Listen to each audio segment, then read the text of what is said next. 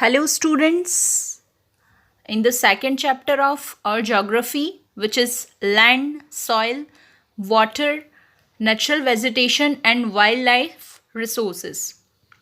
In our previous lectures, we talked about land, soil, and water, natural resources, right? And today we are going to talk about natural vegetation and wildlife. So, this is our last video of this chapter, right? So, let's see. What do you mean by natural vegetation and wildlife? Let's see. देखिए बेटा, some school children's लिखा है, some school children's were visiting on exhibition on handicrafts, है ना. कुछ school children कहाँ गए हैं बेटा? हैंडीक्राफ्ट, है ना. हैंडीक्राफ्ट मीन्स हाथ से बनी हुई चीज़ों की एग्जीबिशन को देखने के लिए गए हैं. ठीक है. अब वहाँ पर बहुत सारे डिफरेंट जो आर्टिकल्स हैं वो कलेक्टेड करके रखे हुए हैं, है ना. कुछ स्टूडेंट्स ने बहुत ही सुंदर से हैंडबैग्स, है ना, ब्यूटीफुल हैंडबैग्स देखे और वो उन्होंने जब पता किया तो उन्हें पता चला कि ये किससे बने हुए हैं? जूट से बने हुए हैं ये handbags. Okay. Then the teacher said, do you see those baskets, lamp shades and chairs? क्या तुमने ये baskets, lamp shades and chairs देखे हैं? Those are made of canes and bamboos. ये किससे बने हुए हैं? कैन्स एंड बम्बूज से बने हुए हैं, है ना. In the eastern and north eastern humid regions of India bamboo grows plentily. जो ईस्टर्न और नॉर्थ ईस्टर्न जो प्लेस है ना, एरियाज हैं जो इंडिया के, वहाँ पर क्या होता है बेटा? जो बम्बू होता है ना, वो बहुत ज़्यादा ग्रो होता है ना, बहुत ज़्यादा मात्रा में मिलता है वहाँ पर. ओके.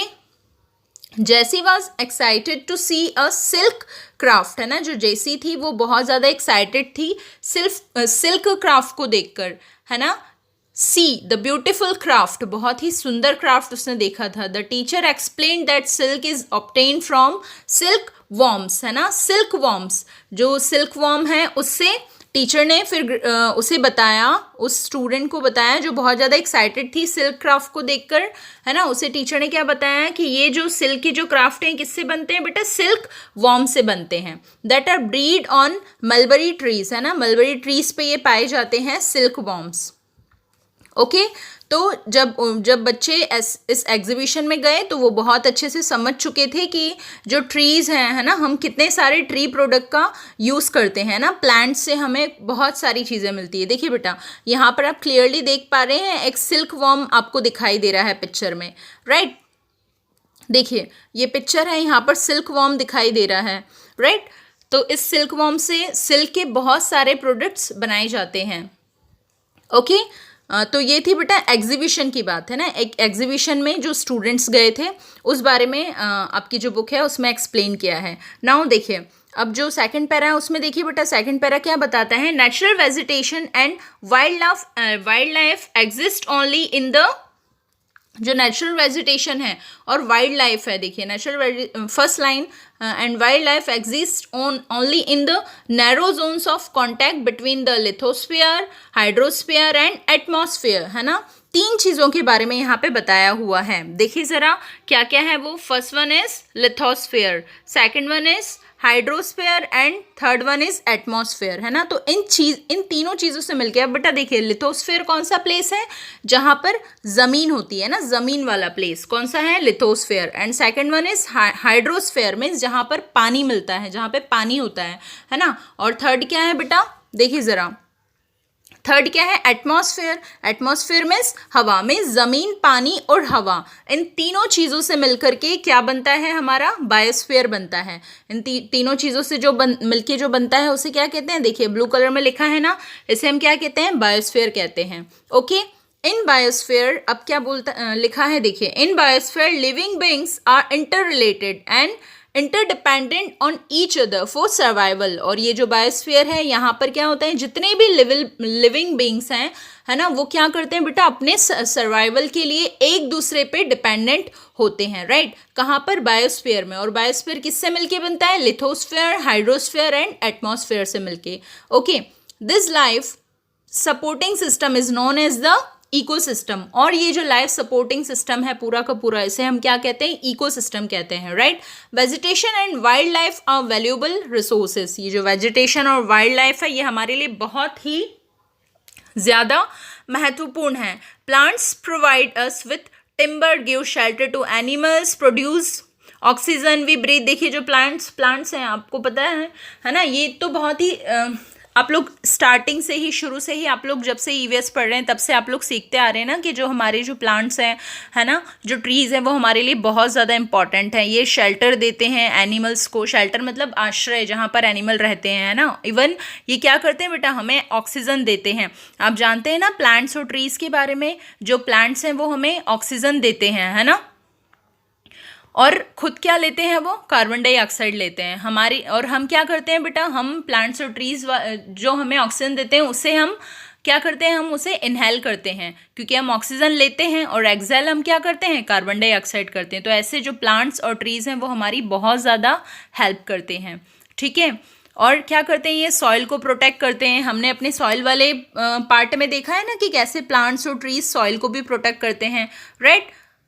अब देखिए बेटा, और क्या करते हैं भाई, अंडरग्राउंड वाटर जो है उसको स्टोर करके रखते हैं। हमें फ्रूट्स, नट्स और लेटेक्स और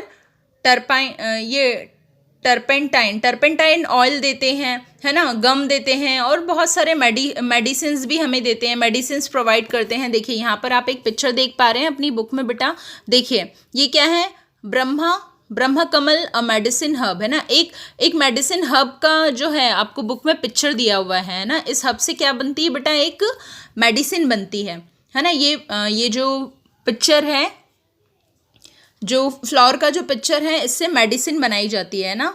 now let's see wild life. अब देखिए यहाँ तो हमने क्या बात की है, अभी पहले हमने ट्रीज की बात की है ना। अब यहाँ पर देखते हैं आगे क्या बोलता है, ये बोलती है बुक, नेक्स्ट पैराग्राफ में लिखा है, wild life includes animal, birds, insects as well as aquatic life forms, है ना। जो वाइल्ड लाइफ है इसमें बहुत सारी चीज़ें मिली हुई है। कौन कौन सी, एनिमल्स हैं, बर्ड्स हैं, इंसेक्ट्स हैं, और सारी एक्वेटिक लाइफ फॉर्म्स सारी की सारी किसमें इंक्लूडेड है, वाइल्ड लाइफ में इंक्लूडेड है। Okay, they provide us milk, meat, hides and wool, है ना। ये जो एनिमल्स हैं ये हमें मिल्क, मीट और ये वुल, हाइड्स प्रोवाइड करते हैं। इंसेक्ट लाइक बीज प्रोवाइड अस हनी, जो इंसेक्ट्स हैं, कौन, बीज हमें क्या प्रोवाइड करती हैं बेटा, हनी प्रोवाइड करती हैं, है ना। Help in pollination of flowers and have an important role to play as decomposers in the ecosystem. ये जो फ्लावर्स हैं उनके पॉलिनेशन की प्रोसेस जो होती है उसमें हेल्प करती हैं। कौन हेल्प करती हैं, बीज,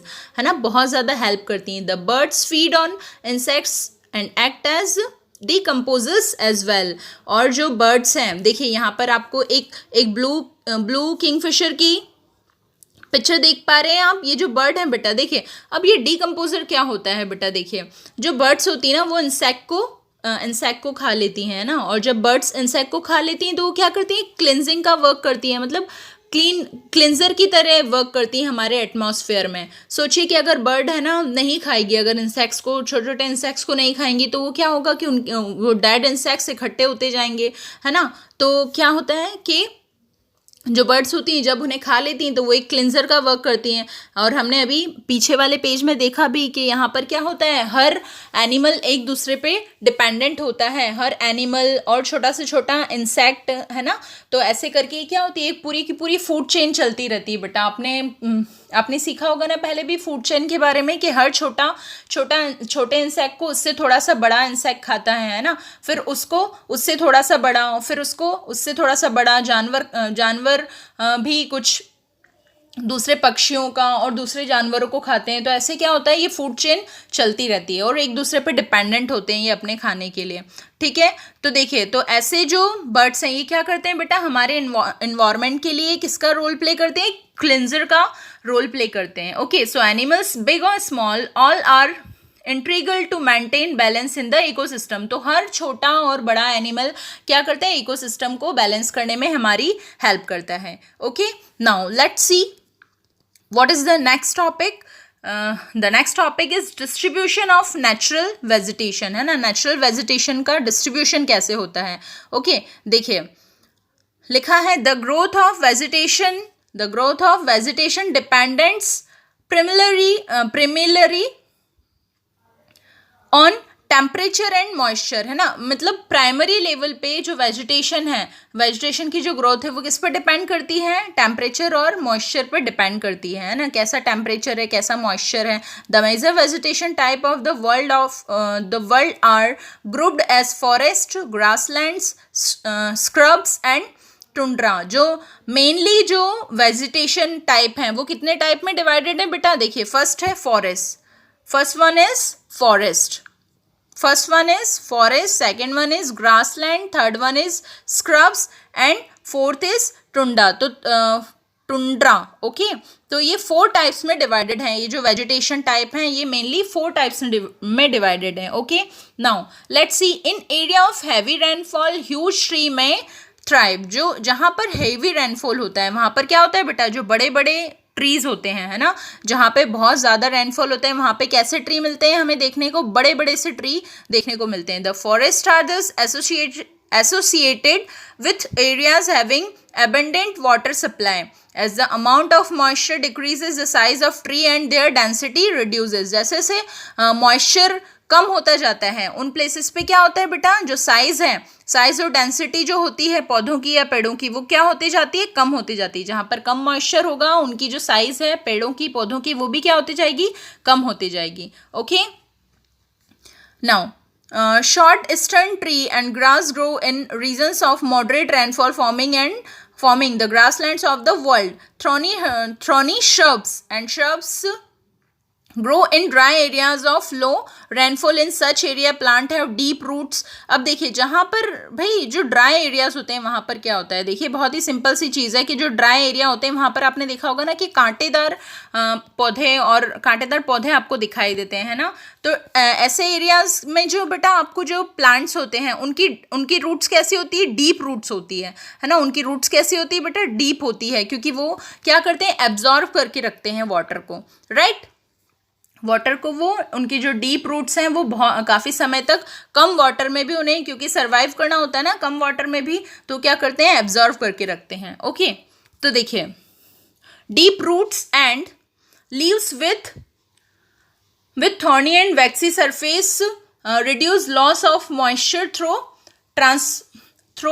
transpiration, है ना. देखिए ट्रांसपिरेशन के थ्रू ये क्या करते हैं बेटा, मॉइस्चर को बनाए रखते हैं. अब क्योंकि है ना इन एरियाज में क्या होता है बेटा कि है ना बारिश कम होती है, तो यहाँ जो प्लांट्स होते हैं ना उनकी लीव्स क्या होती है बेटा, थोड़ी मोटी होती है और वैक्सी होती है. क्यों होती है, ताकि वो क्या करते हैं बेटा, अपने में एब्जॉर्व करके रखते हैं ज़्यादा समय तक मॉइस्चर को, है ना. और ऐसी जो लीव होती है वहाँ पे क्या, उन लीव्स के साथ क्या होता है बेटा कि एवोपरेशन की जो प्रोसेस होती है, जो मॉइस्चर होता है ना वो इजीली उड़ नहीं पाता, और उनके लिए वो बहुत ज़रूरी भी है क्योंकि वहाँ तो बहुत कम पानी होता है ना. तो कम पानी वाले एरियाज़ में ऐसे प्लांट्स और ऐसे लीव्स पाए जाते हैं. ठीक है, कैसे, जो कांटेदार होते हैं और जिनकी जो लीव्स हैं वो मोटी होती हैं, है ना, और वैक्सी होती हैं. Okay, tundra vegetation of cold polar region comprise of mosses and लिचेंस.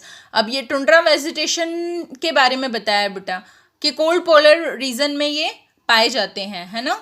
Now देखिए forest are broadly classified as evergreen and deciduous, है ना. मीन्स मेनली जो फॉरेस्ट है वो 2 टाइप्स में क्लासिफाइड है, एवरग्रीन फॉरेस्ट और डिसीडियस फॉरेस्ट, है ना. फॉरेस्ट, अब देखिए एवरग्रीन, जैसे नेम से हमें पता चल रहा है ना, एवरग्रीन मीन्स वो फॉरेस्ट जो हमेशा क्या रहते हैं, हमेशा ग्रीन रहते हैं, है ना, हमेशा ग्रीन रहते हैं. मीन्स अब देखिए एवरग्रीन और डिसीडियस फॉरेस्ट में क्या डिफरेंस है, देखिए मैं आपको बताती हूँ. एवरग्रीन मीन्स जो हमेशा ग्रीन रहते हैं और डिसीडियस मीन्स जो हमेशा ग्रीन नहीं रहते हैं.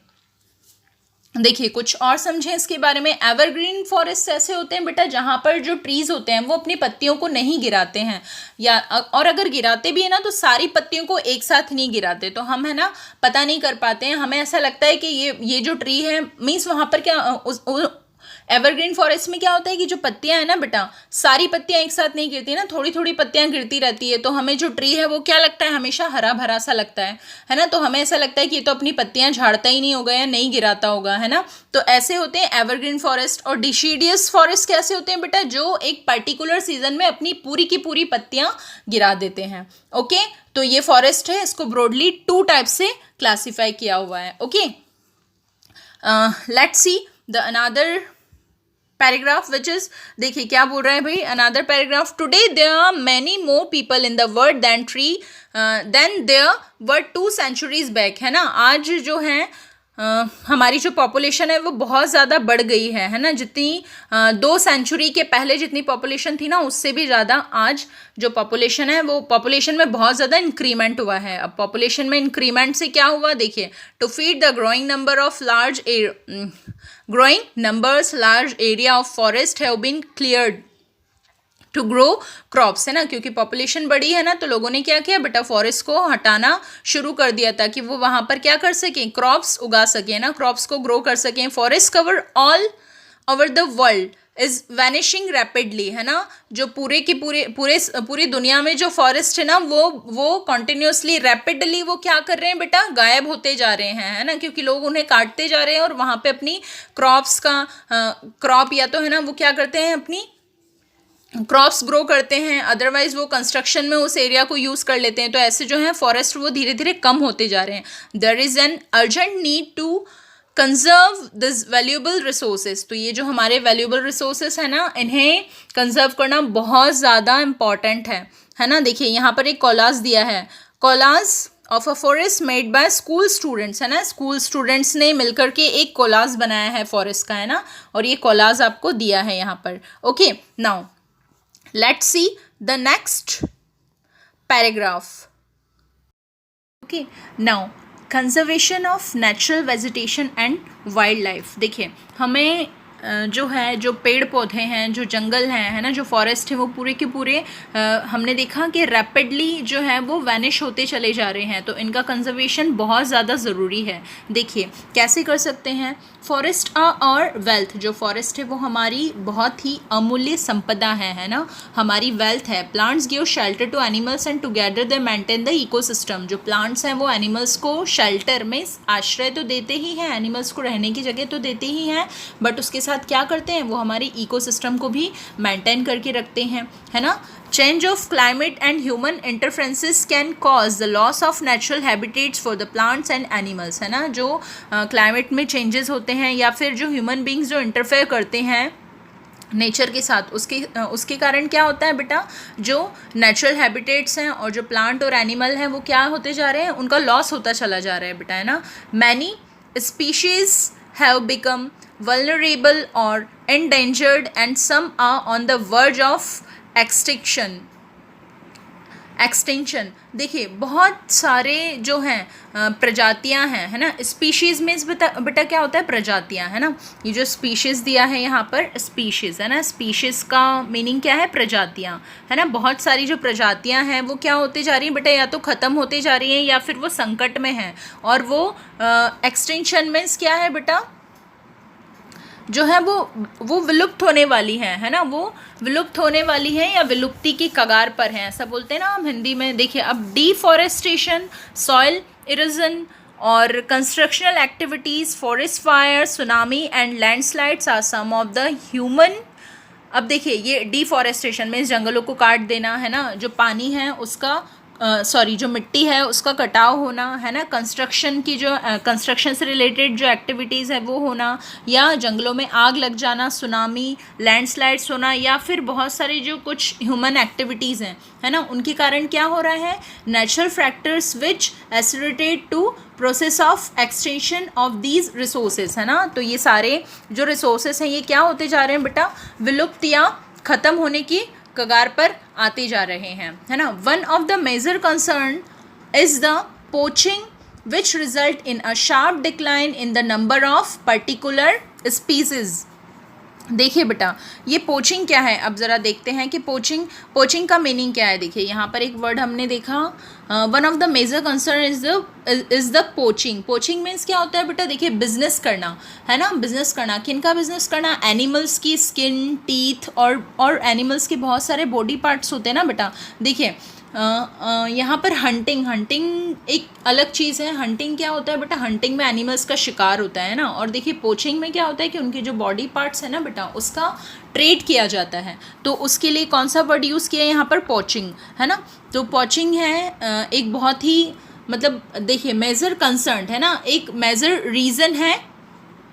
ये सारी जो स्पीशीज़ हैं, है ना, ये सारी जो स्पीशीज़ हैं, इनके ख़त्म होने का ये एक बहुत ही इम्पॉर्टेंट रीज़न है। कौन सा रीज़न है, पोचिंग, है ना। The animals are poached for collection and illegal trade of hides, skin, nails, teeth, horns as well as feather। देखिए देखा ना हमने, वही चीज़ आई यहाँ पर कि क्या होता है, इलीगल, है ना, गैर कानूनी रूप से लोग क्या करते हैं, पोचिंग करते हैं, है ना। किन किन चीज़ों के लिए, देखिए जो एनिमल्स हैं उनके हाइड्स के लिए, है ना, उनकी जो हम कह सकते हैं ना कि स्किन होती है, स्किन के ऊपर की जो खाल होती है ना, उसके लिए, स्किन के लिए, नेल्स के लिए, उनके टीथ के लिए, और उनके जो हॉर्न है ना, सींग है, उनके लिए, और उनके फेदर्स, इन सारी चीज़ों के लिए क्या होता है बेटा, पोचिंग होती है ना। Some of these animals are tiger, lion, elephant, deer, black buck, crocodile, राइनोसॉरस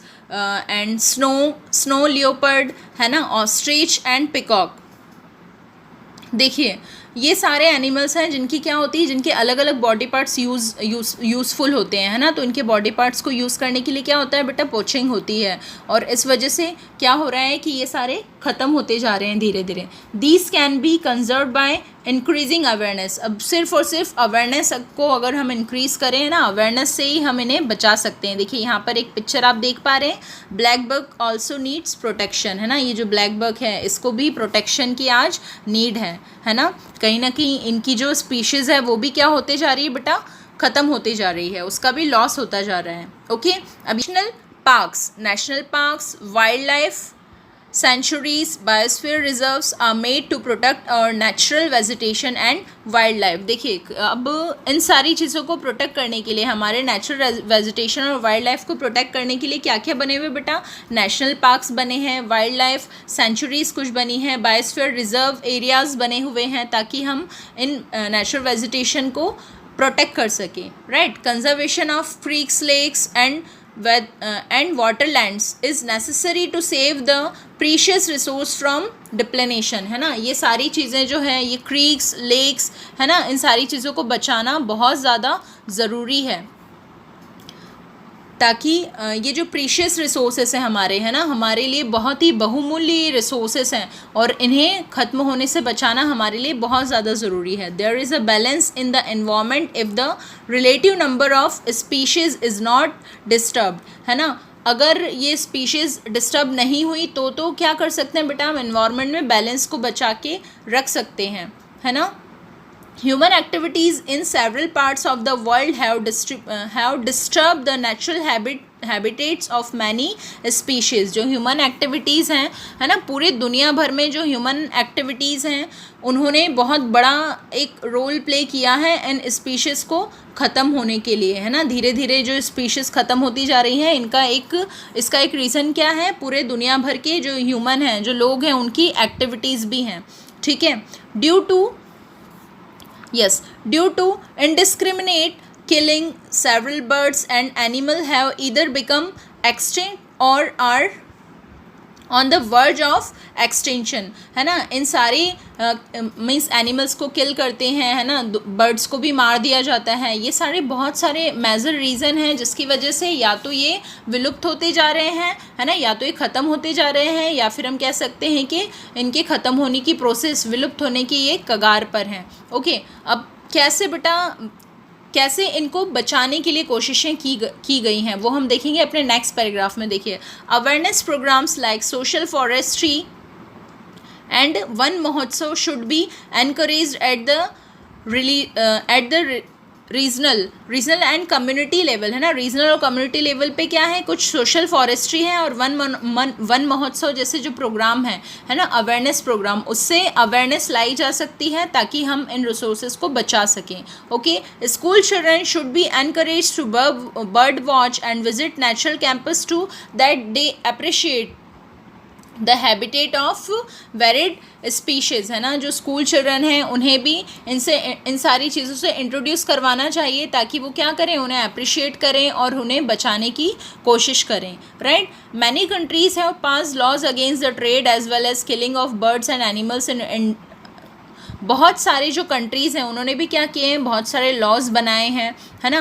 किसके अगेंस्ट लॉज बनाए हैं कि भाई आप ट्रेड नहीं कर सकते, इन एनिमल्स का ट्रेड नहीं कर सकते, बर्ड्स को आप किल नहीं कर सकते हैं ना, एनिमल्स और बर्ड्स को आप किल नहीं कर सकते और ना ही इनका ट्रेड कर सकते हैं. Okay, in India killing lions, tigers, dears, great Indian bustard and peacocks is illegal है ना.